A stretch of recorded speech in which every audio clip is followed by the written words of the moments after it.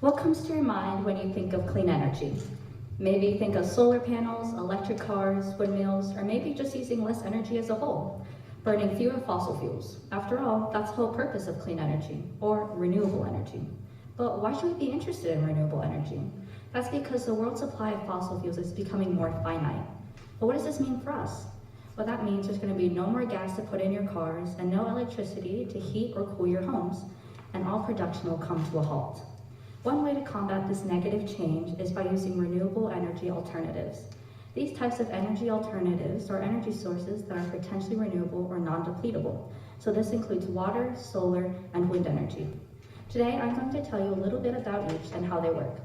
Hi, my name is Carmona, and I'm a member of the Harbor Lights 4-H Club. The first energy source on our list is generated through the use of water, hydroelectricity in particular. Hydroelectricity is electricity generated by the kinetic energy of moving water. It is the second most commonly used form of renewable energy in the United States and in the world, and it is the form most widely used for electricity generation. Hydroelectricity accounts for roughly 6.5% of the electricity generated in the United States. So you may be asking yourself, how do we get electricity through water? Well, here's how. Moving water, either falling over or flowing with the river, contains kinetic energy. Hydroelectricity power plants capture the energy and uses it to turn a turbine. The turbine then transforms the kinetic energy of water into electricity, which is then exported to the electrical grid through transmission lines. The greater the distance of falling water, the more potential energy and the more electricity that can be generated. Water impoundment, which is when you store water in a reservoir behind a dam, is the most common method of hydroelectricity generation because it allows for the generation of electricity on demand. Although hydroelectricity dams are expensive to build, once built, they require very little fossil fuels for operation. In general, the benefits of water impoundment hydroelectric systems are great. They generate large quantities of electricity without creating air pollution, waste products, or emitting CO2. However, this comes with a cost. Dams can cause flooding of agricultural lands upstream, cause people to relocate, or hurt the surrounding marine organisms that rely on the flow of water for migration. However, certain problems can be fixed, like with the installation of a fish ladder that allows fish to travel through a dam. After water, the most important forms of renewable energy come from the sun and wind. These non-depletable sources of renewable energy represent the fastest growing forms of energy development throughout the world. Active solar energy captures the energy of sunlight with the use of technologies. This includes photovoltaic solar cells and large-scale concentrating solar systems for electricity generation. Photovoltaic solar cells capture energy from the sun as light and convert it directly into electricity. Typically, photovoltaic solar cells are between 12 and 20% efficient in converting the energy of sunlight into electricity. Electricity produced by the photovoltaic cells can be used in many ways.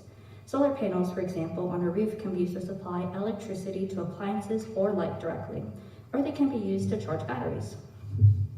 Concentrating solar thermal systems, or CST systems for short, are large-scale applications of solar energy to electricity generation. CST systems use lenses or mirrors and tracking devices to focus the sunlight on a large area into a small beam, similar to how you would use a magnifying glass to burn through a piece of paper. The heat of the concentrated beam is used to evaporate water and produce steam to turn a turbine to generate electricity. CST power plants are best constructed in desert areas where there is consistent sunshine and a large area for the mirrors and lenses. Active solar energy systems offer many benefits, such as generating hot water or electricity without producing CO2 or polluting the air or water during operation. However, they do have their drawbacks. Photovoltaic solar cells are expensive to manufacture and install, and they require a great deal of water, energy, and toxic metals to manufacture. However, if we manage to fix this problem and expand the life of solar cells to 30 to 50 years, they will be a very promising source of renewable energy. The wind is another important source of non-depletable renewable energy. Wind energy is generated from the kinetic energy of moving air. Today, wind energy is the fastest growing major source of electricity in the world. The way we receive energy from the wind is through wind turbines, or windmills. Wind turns the blades of the wind turbines, and the blades transfer energy to the gearbox within that transfers energy to the generator, which generates electricity. Under average wind conditions, a wind turbine on land might have a capacity of 25%. Offshore wind conditions are even more desirable for electricity generation, with capacity factors between 30 and 50%, and turbines can be used even longer in an offshore environment. The usual practice is to group wind turbines in wind farms or wind parks. Wind energy offers many advantages over any other energy sources. Like sunlight, wind is non-depletable, clean, and free energy source. The amount available tomorrow does not depend on how much we use today.